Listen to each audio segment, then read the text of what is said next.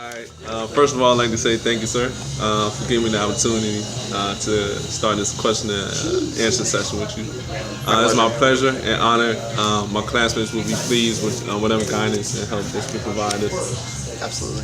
First, let me introduce my class to a true pioneer, entrepreneur, and veteran that has served in tours in Iraq.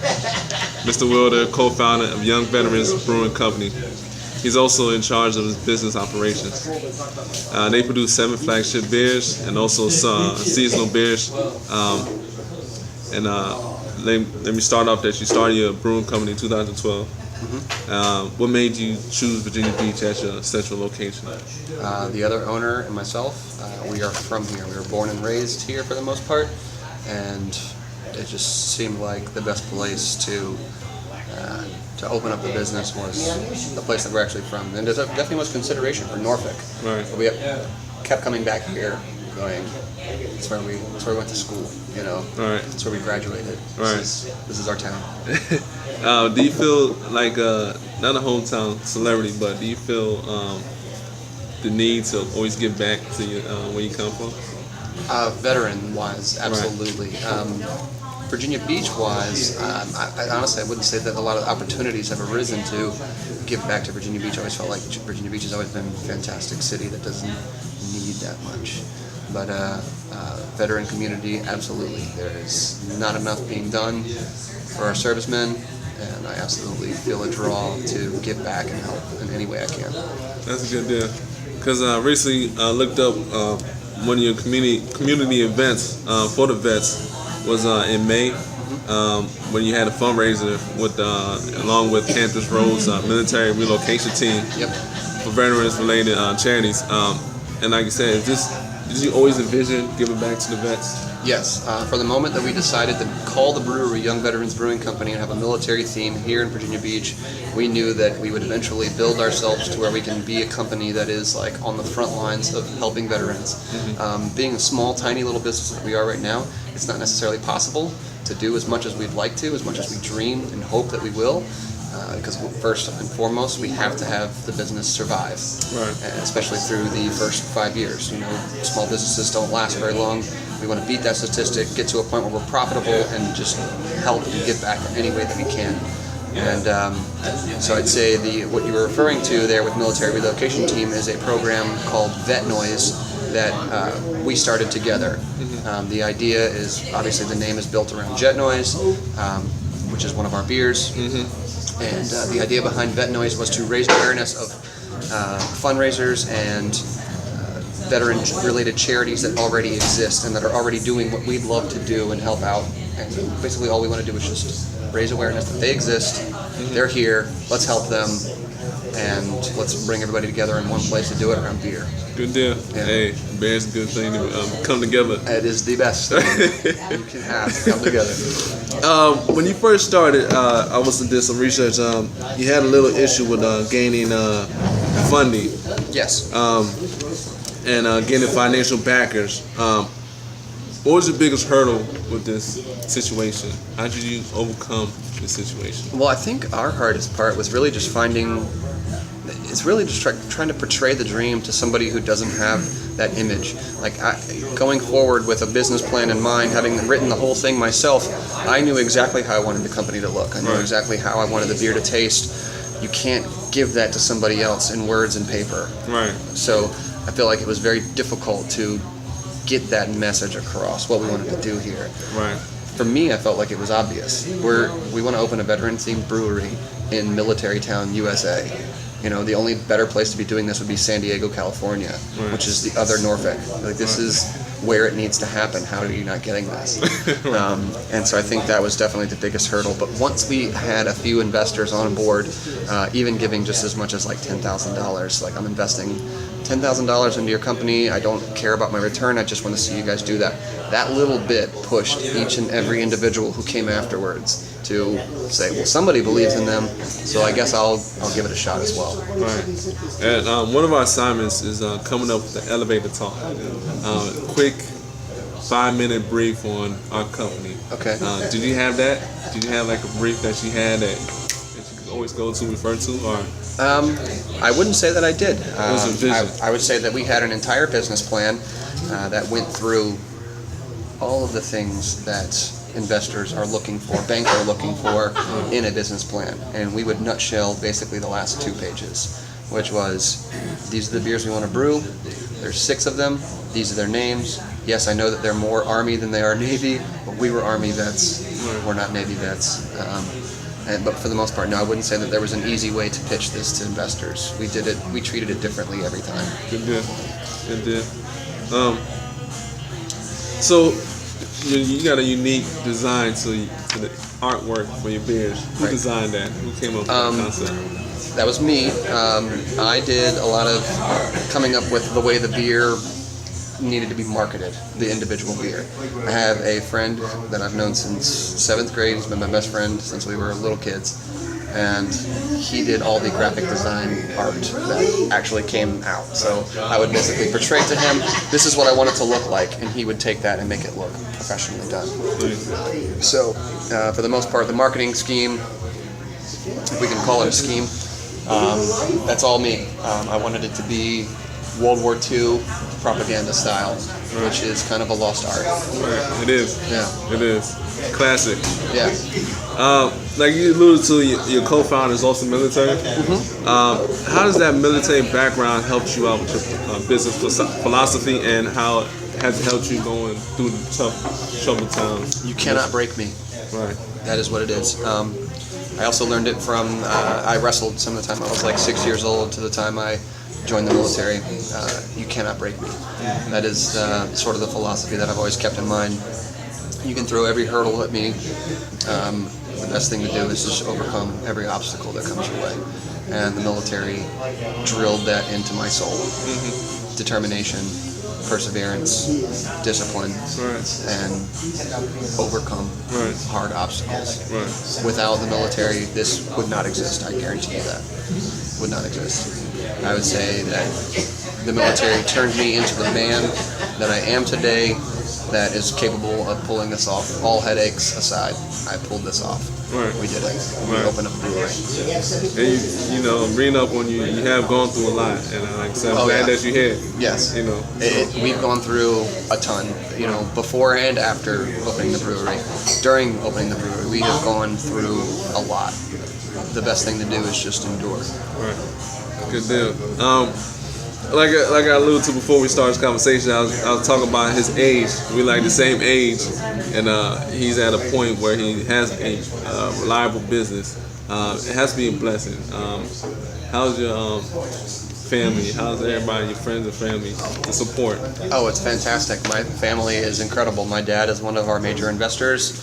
You know, he bent over backwards to basically invest money that he didn't necessarily have to help me get going. So the support was 100%, and I would say that had my dad not been there to push me the way that he did, maybe it wouldn't be here, or it wouldn't be here yet. But I mean, I'm telling you, every family dinner we had, my dad sat next to me and quietly whispered in my ear, "You know, you need to get that brewery going, right?" And it was just, it was constant. Nice. My mom has been fantastic, and my sisters work at the bar. And that's my wife. That's your wife? My wife is working the bar right now, but my sisters work here. My older sister works on Sundays, and then my younger sister and older sister work on the weekends. So when it gets really busy, the people we call in to help are my sisters. Nice. And my younger brother, which is the last of my family, my immediate family, is an assistant brewer, an apprentice brewer in the back, and he does all the hand-drawn artwork for our limited release classes that we do. Nice. That's always a blessing to have. So the family is all involved. That's nice. That's a good deal. Let's go back to marketing. I'm sorry. One more thing. Yes, sir. Neil, he's the other owner. Right. His father has been incredible. Also, his parents are minor investors in the brewery, but they've also built the bars. Like his father built the table bars that are around this tap room now, and the bar that's in there. Right. So I mean, they've been huge as well, and I have to make sure that they get acknowledged as well. So it's very much a family affair. That's a good deal. A lot of times you say you can't mix business and family, but sometimes. Well, they're not hired legitimately. They're just volunteer help. Okay. So Except for my younger brother who did get hired, but you know, I think we'll be all right. Gotcha. Marketing is a big aspect of any business. What is your strategy and what's your tactics to obtain your mission in terms of marketing? Well, I think from day one we felt like we wanted the beer to stand out alone because of its quality for being fantastic. But we wanted to make sure that the artwork for each individual beer also looked incredible. So that way when you saw the beer, you'd go, that looks great, that looks cool, that's a really cool looking poster, that's a really cool looking beer can, whatever it may be. That looks cool. And then the taste follows that. The quality is all cohesive. The last thing you want is for it to look awesome and taste like crap. Right. Because then what it looks like means nothing. Right. So for me, marketing has always been about making sure that people remember. Make sure that they remember when they came to your tent.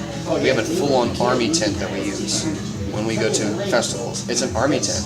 We use camo netting all over everything. It looks like something that you would serve beer from in Vietnam. You know, when you could actually drink and have a good time. Remember it too. You remember that because it looks different from everything else. Right. So I think as far as marketing is concerned, it's always best to set yourself apart. Don't have stuff that looks like everything else. Try not to make it look like it's already been done. Make it look like it hasn't been done. Or it hasn't been done for a long time. Bring something back. Right. It looks like a classic. The art design is like one of those classic. Yes. That you just keep. And, yes. Nothing looks like that anymore. Nothing. It looked like that, you know, back in World War I, World War II, in the early 40s, 50s. Some of the stuff looked like that, but nothing looks like that anymore. Right. Good deal. How do you utilize social media for your marketing? Yeah, and that has been our biggest. It's been one of our biggest weaknesses that we've had since we started, because Neil and I are not big into social media or television and that kind of thing. So we do use the major avenues, which are Facebook, Tumblr, Instagram, and Twitter. We use all of those avenues, and I'd say that Facebook is the one that we use the most. Although I think I'm slowly starting to realize that Twitter might be the most popular these days. Yes, it's coming up, and Instagram also. Instagram is fantastic. So I use a lot of Facebook and Instagram. I don't use a ton of Twitter. We do make sure we post on it. But I honestly feel confused when I'm on that page. I'm like, where's all this coming from? Yeah. We're actually doing an assignment on marketing through social media right now. Yes. And like I said, it could be a hassle. Yes. But it's been fantastic for word of mouth. Yes, exactly. It helps. Especially for companies like yourself. So we're learning. But we're also learning it's a bigger beast than you would think. Absolutely.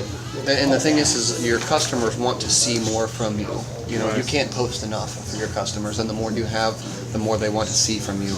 And, you know, we get that a lot. People are like, you don't post enough on your Facebook page. I'm like, I posted yesterday. I posted yesterday. Right. You know? And, you know, it's just one of those things. Gotcha. You got to keep up with it. I think it's crucial to the business, but if you're not savvy on it, maybe it might be a thing you want to outsource. Eventually we will. Gotcha. I will finally hire a PR person who'll be like, you're handling Twitter. I'm never tweeting again. Right. All right. Well, quality control. Especially with military, you know, that's huge with military. And I'm assuming it's huge also with your business. Absolutely. Quality control and control variation and change. How do you control that? How do you manage that? Man, you know, it's funny you should even ask. Quality control is probably the number one thing on my list of things to make sure that is never wavers.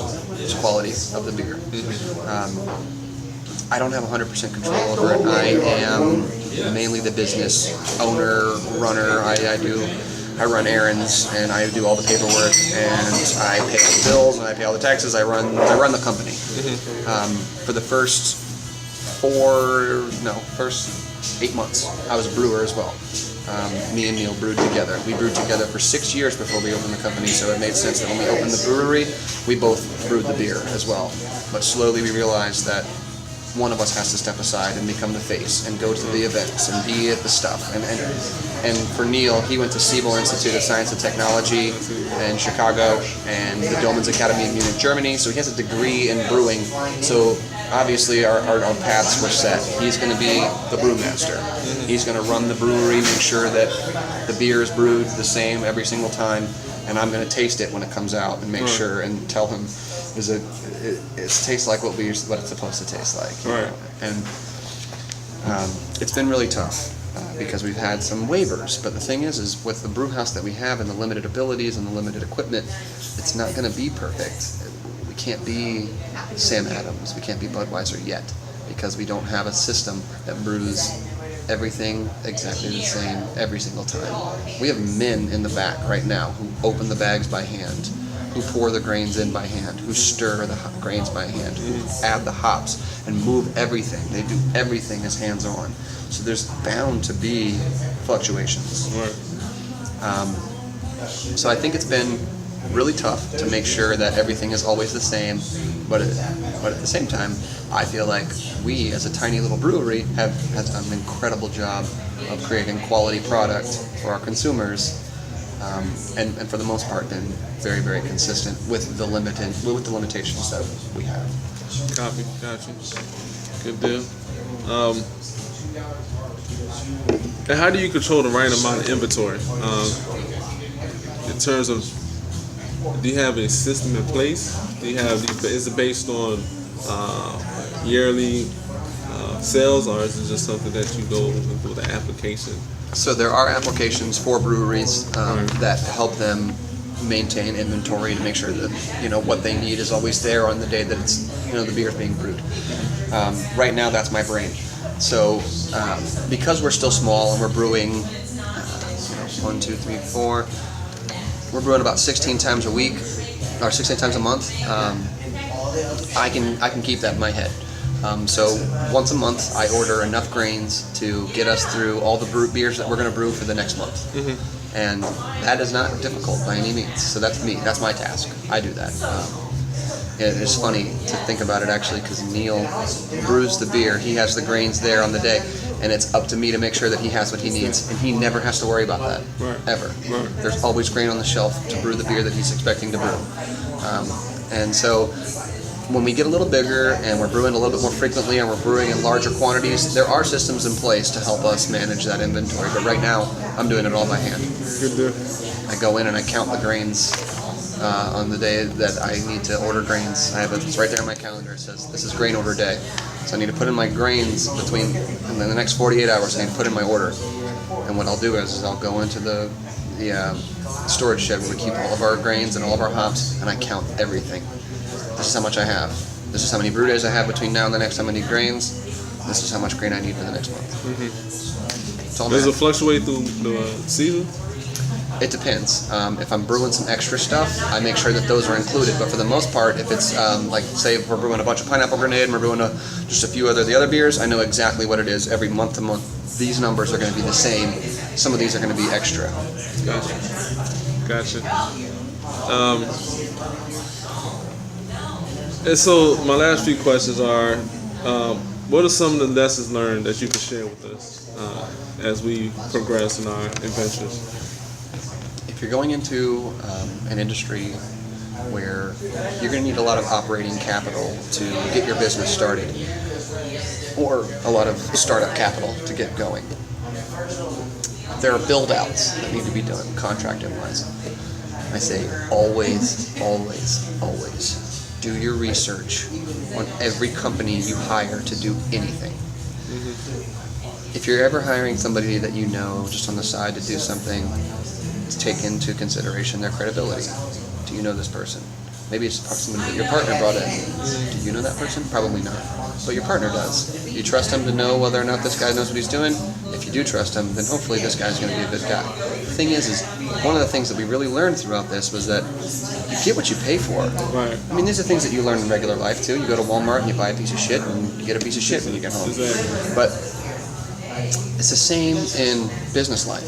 You get what you pay for. If you're spending a lot less on your build-out, chances are it's going to take longer to get done. Maybe the quality will still be the same, but you're going to deal with a shit ton of headaches throughout the whole time. Right. But if you hire the company that comes in dressed to the nines, ready to go ahead, knock out your building, and be done with it, and the next month build you an entire building, chances are they're the ones to go with, and that's why they cost $25,000 extra. Right. So that is one big lesson that we learned, is you get what you pay for. The other thing is, as cliche as it may sound, believe in yourself. Because if you don't think that you've got it, you don't. Right. You don't. You have to do it. You have to be ready to jump in, feet first, Right. ready to go. Right. I believe that. One of the biggest things that I'm kind of realizing, especially with brewers, people that make alcohol, spirits, distributors are a headache. Yeah. Are one of the keys that you got to tackle. How do you deal with that? We had luck there on our side. I worked for a distributor for 2 years before I quit to open the brewery.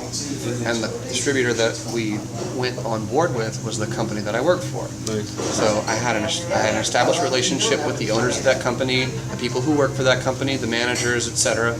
And so we went with them. But it has recently come to light that while they may be a small distributor and very, very, very good at what they do, craft beer, and our craft beer specifically, has probably overwhelmed them. So we've actually been picked up by Hoffman Distributor.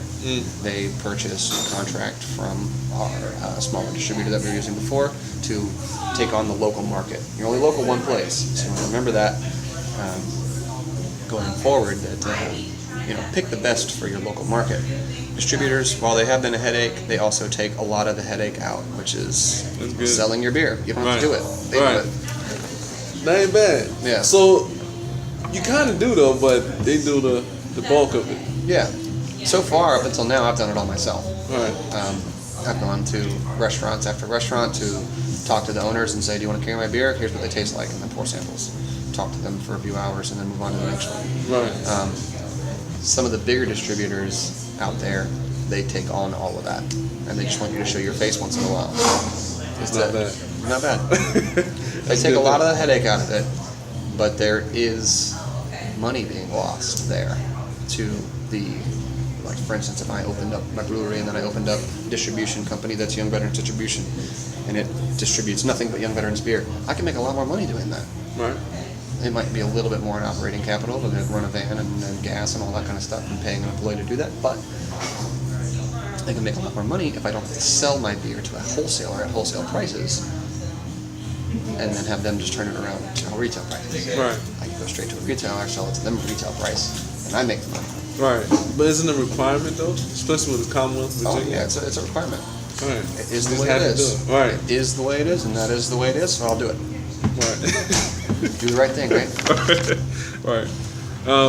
What are your expansion thought processes like? For me, it's a little bit about time, but then also about demand and product placement. So if we start moving around and we're placing beer at more restaurants than we can really service, then it's time to make more beer.